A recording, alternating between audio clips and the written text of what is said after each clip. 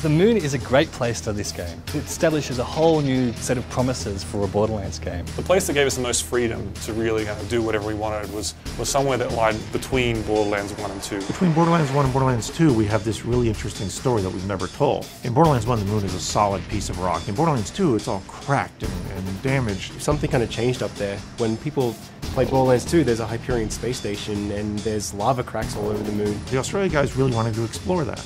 And we thought, yeah, we want to explore that too. And also, all our fans wanted to go to the moon. So we basically decided to play around with what you can and can't do in a Borderlands game and sort of push the envelope of like, what if you could go to the moon and have freeze guns and have laser guns and have all this crazy stuff. These things that we've never tried in a Borderlands game before, would that still feel cool and would it still feel like a Borderlands game? And the pre-sequel was an attempt to sort of take some risks and answer some of those questions, and then hopefully we've succeeded.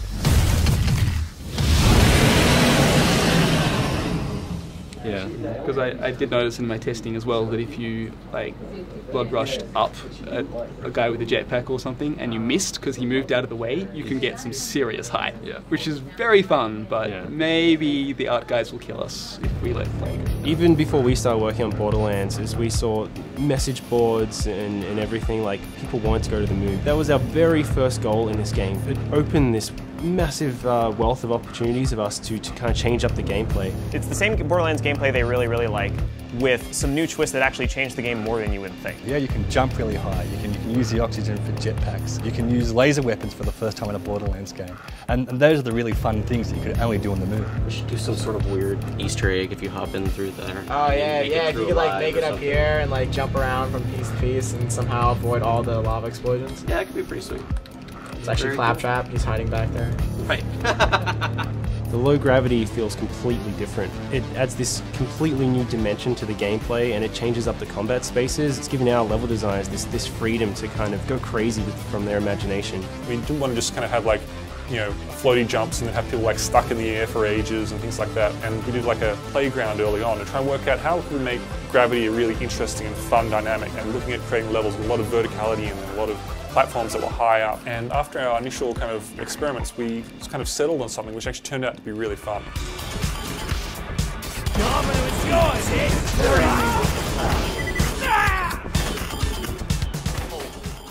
We solved the problem of being floating in the air for ages by having this kind of slam kind of ability. My thoughts on Butt Stomp is that Butt Stomp is hilariously fun. The butt slam is just a wonderful piece of gameplay. It's just called a slam, technically, but I have to call it a butt slam. It's just too much fun to say that. Was it butt slam or was it butt stomp? It's all the above. It's interchangeable.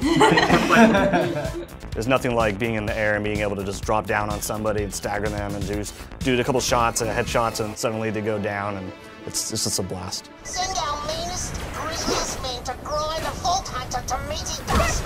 Was already on it.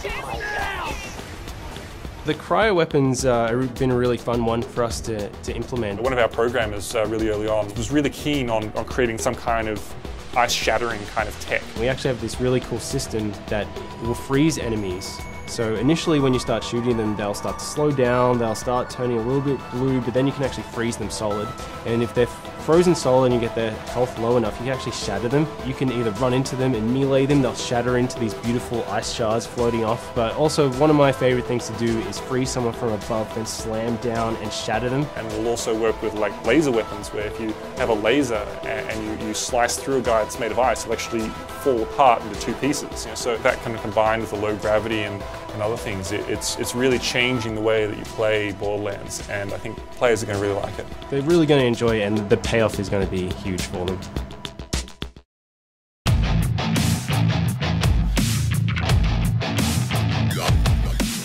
Well, you become one of the Vault Hunters, one of the heroes that's sort of working with Handsome Jack during his rise to power. Everybody loved Nisha. She was this character that we all regret killing off. Spoiler. She's worse than Handsome Jack in many ways. Like, she just enjoys strangling puppies. Claptrap's a little bit of a little bit incompetent. He's a little bit of unpredictable. His action skill is lunacy. Oh, cool, Athena. She was this badass warrior type. What if we played as her? So it's a really interesting timeline, and it's really fun, and it's really eye-opening.